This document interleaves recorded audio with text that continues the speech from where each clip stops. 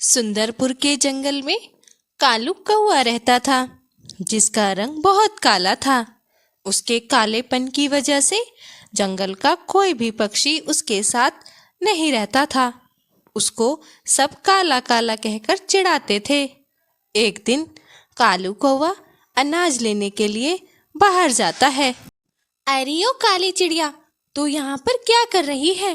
तेरा यहाँ क्या काम? देखा नहीं, तेरा रंग कितना काला है और तू मेरे घर के आसपास क्या कर रही है? मेरे बच्चों ने तुझे देख लिया तो बेकार में ही डर जाएंगे। पिंकी चिड़िया, अगर मेरा रंग काला है तो इसमें मैं क्या कर सकता हूँ? ये तो मुझे भगवान ने बनाया है। यहाँ तो सबके दो ही रंग होते हैं, या कोई काला या कोई गोरा। तुम मुझसे इस तरह से क्यों बात कर रही हो? मैं तो तुम्हारा दोस्त हूँ ना। अरे जा जा, तेरे जैसे मैं कहाँ से दोस्त बनाऊंगी? तेरा तो शकल भी देखने का मन ना करे। ऐसा कर, यहाँ से निकल जा। अगर मेरे बच्चे आ गए तो वो तुझे मार मार के भगा देंगे। कालू कौआ उदास होकर वहां से चला जाता है और वो जाकर एक सुनसान जगह पर बैठ जाता है। हे भगवान, तूने मुझे इतना काला क्यों बनाया? सब लोग मुझसे नफरत करते हैं। अब मैं जीकर क्या करूँगा? मेरा तो मर जाना ही ठीक है। एक काम करता हूँ, क्यों ना मैं शिकारी पंछी के पास चला जाता हूँ। वो मुझे खा लेगा और सारा काम ही खत्म हो जाएगा। कालू परेशान होकर शिकारी पंछी के पास पहुंच जाता है।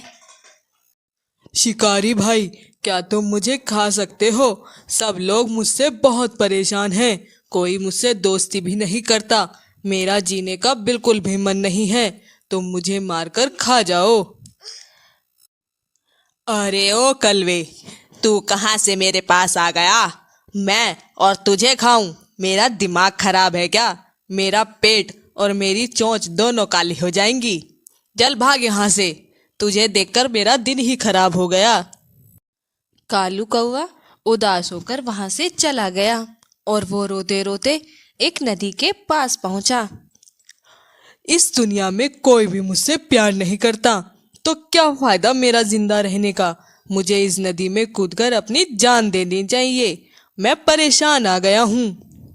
जैसे ही कालू कौआ नदी में जान देने के लिए उतरता है, लाडो उसे बचा लेती है। अरे कालू भाई, तुम्हें क्या हुआ? तुम मरने क्यों जा रहे हो?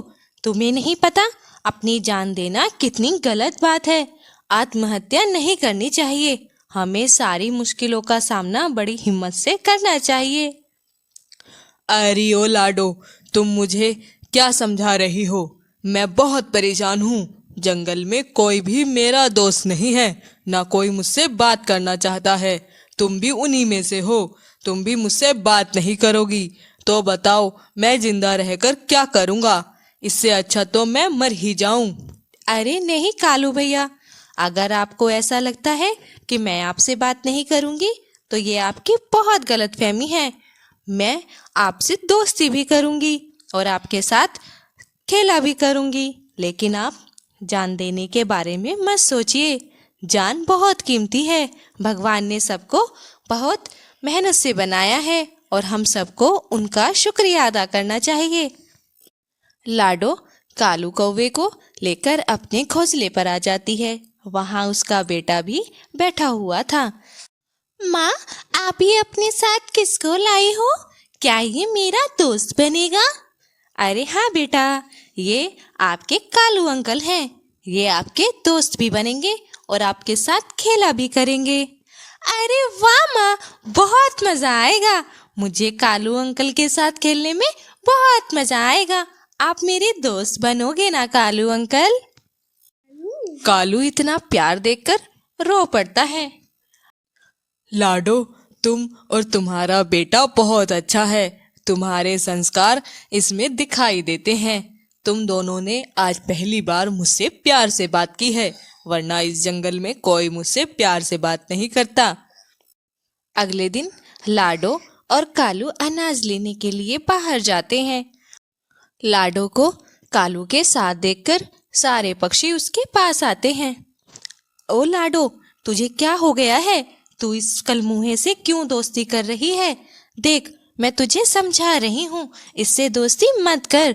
अगर तू इससे दोस्ती रखेगी तो हमसे दोस्ती तोड़नी पड़ेगी।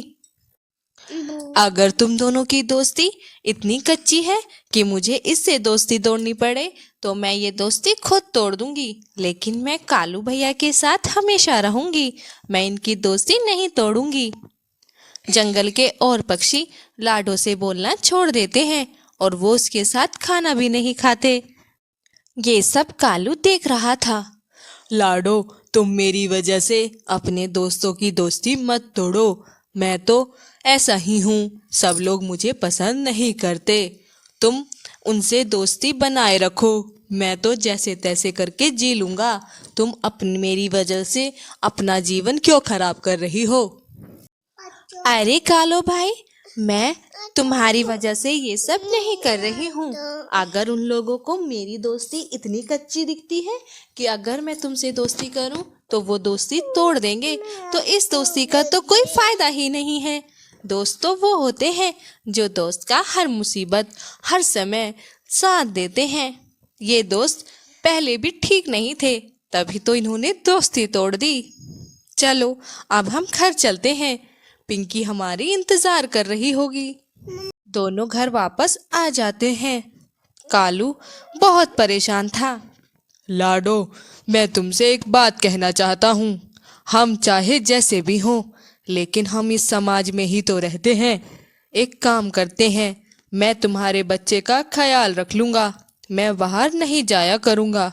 अनाज तुम ले आना, मैं घर पर ही रहूँगा। इससे तुम्हारी दोस्ती भी खत्म नहीं होगी। मेरा तुम्हारे साथ होने से लोग तुम्हारा मजाक बनाते हैं। ये चीज मुझे बिल्कुल अच्छी नहीं लगती। अरे कालू भाई, अगर आप इस बात से परेशान हैं तो मुझे इन सब चीज़ों से कोई फर्क नहीं पड़ता। लेकिन कोई बात नहीं, आप घर पर ही रहो। अगर आपका ऐसा मन है तो मुझे कोई दिक्कत नहीं है, मैं खाना ले आऊंगी। ऐसे ही कुछ दिन निकल जाते हैं। एक दिन जंगल के सारे पक्षी अपने बच्चों को छोड़कर अनाज लेने के लिए निकल जाते हैं। लाडो भी उन लोगों के साथ अनाज लेने के लिए निकल जाती है। उस जंगल में एक शिकारी आता है और वो सिगरेट पीकर सिगरेट वहीं छोड़ जाता है, जिससे जंगल में आग लग जाती है और सारे पक्षियों के घोंसलों में अंदर तक आग पहुंच जाती है। अरे, ये धुआं कैसा हो रहा है? मुझे बाहर जाकर देखना होगा। कालू जैसे ही बाहर आता है, वो देखता है कि सारे जंगल में आग लगी हुई है और सबके बच्चों की चिल्लाने की आवाजें आ रही हैं। कालू बिल्कुल भी समय खराब नहीं करता। पिंकी बेटा, चलो, हमें यहाँ से बाहर जाना होगा। जंगल में आग लगी है, हमारा घोंसला कभी भी जल सकता है।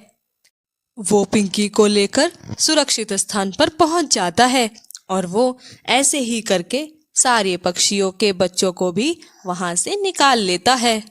इस बीच वो काफी घायल भी हो जाता है। कुछ समय बाद जब सारे पक्षी अनाज लेकर वापस लौटते हैं तो वो देखते हैं उनके घर जल चुके हैं। हे भगवान, हमारा घर तो जल गया। मेरा तो बच्चा भी बहुत छोटा था, बेचारा जलकर मर गया होगा।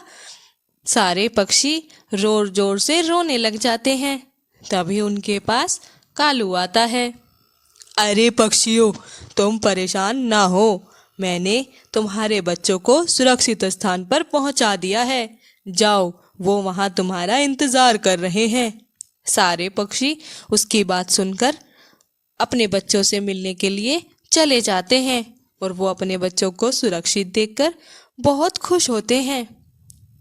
इतनी देर में लाडो भी वहां पर आ जाती है। देखो, तुम लोगों ने इसकी इतनी मजाक बनाई, लेकिन इसने फिर भी मुसीबत में तुम सबकी मदद की। ये दिल का बहुत अच्छा है। रंग काला है तो क्या हुआ, आज इसी की वजह से तुम सब बच्चों की जान बच पाई। हमें माफ कर दो लाडो, हमने बहुत बुरा सलूक किया।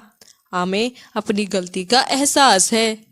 कालू, हम सब तुमसे माफी मांगते हैं और आइंदा हम तुमसे इस तरह का व्यवहार कभी नहीं करेंगे। हम सब मिलजुल कर साथ रहेंगे और सारे पक्षी मिलजुल कर रहने लगते हैं। आप सभी को ये वीडियो कैसी लगी कमेंट में ज़रूर बताइएगा और अगर अच्छी लगे तो ज़्यादा से ज़्यादा शेयर कीजिएगा। धन्यवाद।